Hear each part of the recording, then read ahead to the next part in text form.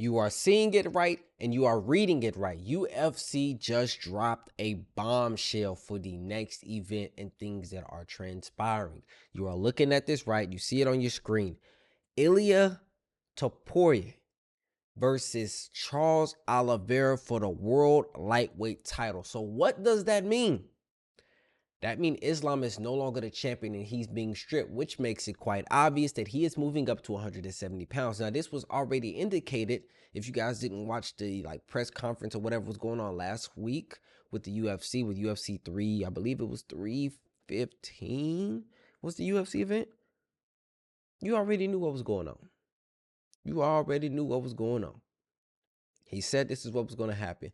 If Jack Della Maddalena was to beat, what's his name? Let me even pull his name.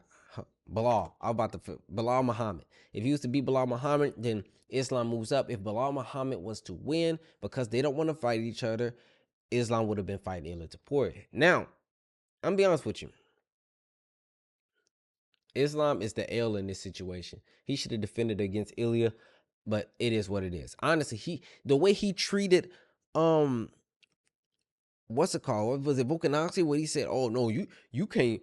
You need to win a fight before you move over." Well, no, not Volk. The way he treated Ilya. Well, he said you can't win that and then try to move up. You need to fight. Like, bro, he beat Max Holloway and then beat Volkanovski. He should be able to move up and fight. But again, it is what it is. Islam moves up.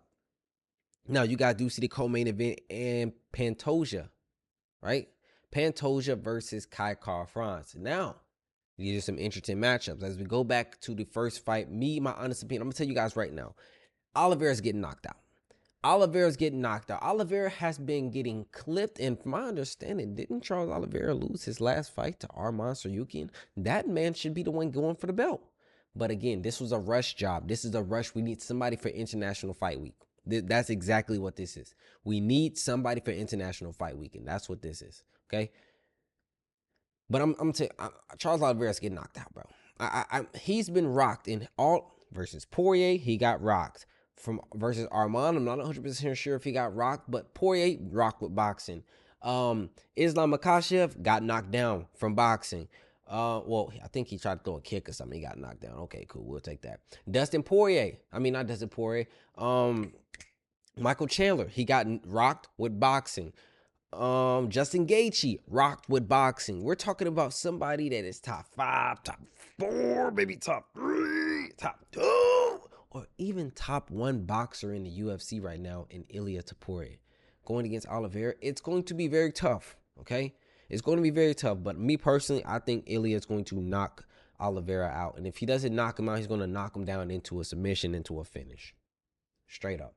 Best of luck to Oliveira because he always proves the people wrong, but it just doesn't look good for him, okay?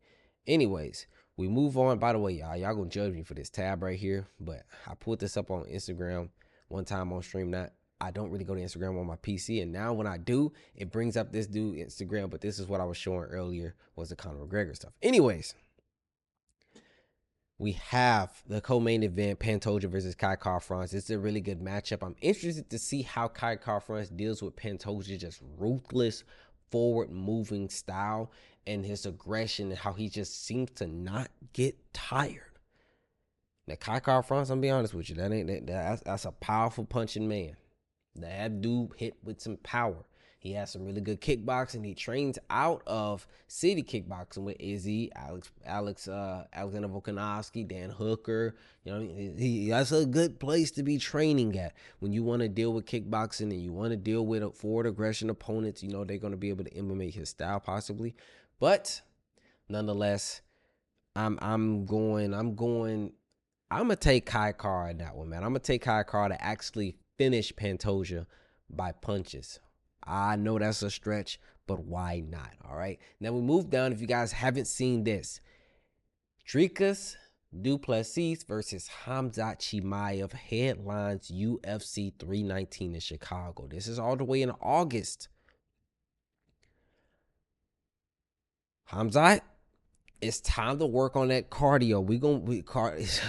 He's going to have to push himself to a place he's never been before, because this dude right here, he stumbles, falls, and just so happens to win.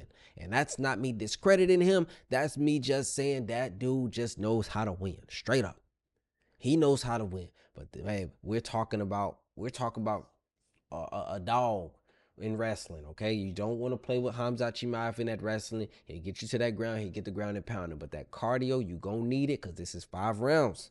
This is 5 rounds. I'm really interested to see that matchup here. Now, if you guys haven't seen the full card for UFC 317, here you go right here. I'm going to try to get this picture up on the screen so it's better. All right, man. Ilia Topuria versus Charles Oliveira. You guys already know.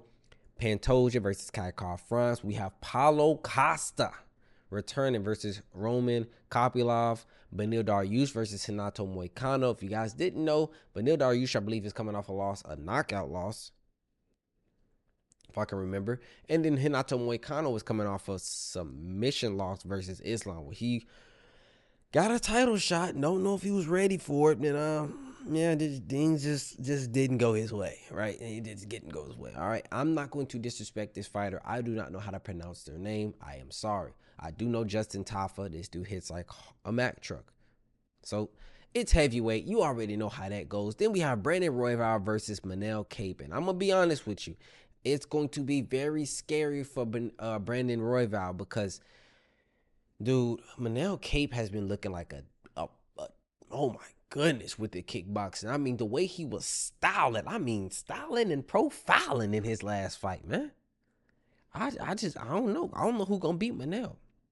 It's going to be an interesting matchup. And now you got to keep in mind, this is flyweight. This is the number one. This is basically whoever wins this gets the title shot, because whoever wins this and they're fighting on the same card, I mean, it just flows really well, right? It just makes all sense, right? Now, after that fight, we got Jack Hermanson making a return versus Gregory Rodriguez. And I believe RoboCop was finished in his last fight. If I'm incorrect, please correct me. But I believe RoboCop was finished in that last fight. Hopefully this card does stay together, because anytime they show us something like this, man, it out of nowhere, it just fall apart. And then the question is, who's the backup to the main event and the co-main event? Very interesting takes, because the number one contender, Brandon Royval, is out because he's in a bout. Manel Kape is out. Now, when we look at this, maybe Justin Gaethje is a backup fighter for this, because honestly, Justin Gaethje deserves another title shot. But who knows? And then we got Viviane Araujo, I believe that's how you pronounce her name, versus Tracy Cortez, making a comeback. Tracy Cortez is on, I believe, did she win or lose her last fight? I'm not 100% sure. I think she won, but this is a really good fight for her. She's Viviane, definitely not a slouch. So this is gonna be a tough fight for Tracy Cortez, and if she takes a loss, I would not be surprised. I'm not saying she will. I'm just saying I won't be surprised if she takes a loss in this fight right here. Nonetheless, let me know what you guys think. I'm coming at you hot with a lot of these MMA things that's going on. I like to do this more, and this is really engaging for me. This is where I can voice my opinion and voice and speak how I want to and talk about things within the MMA. But with that being said, I appreciate you guys' time. Y'all stay up, y'all stable. Let's keep moving forward. The UFC is, whoo. Hey, strap your boots on and let's get to work.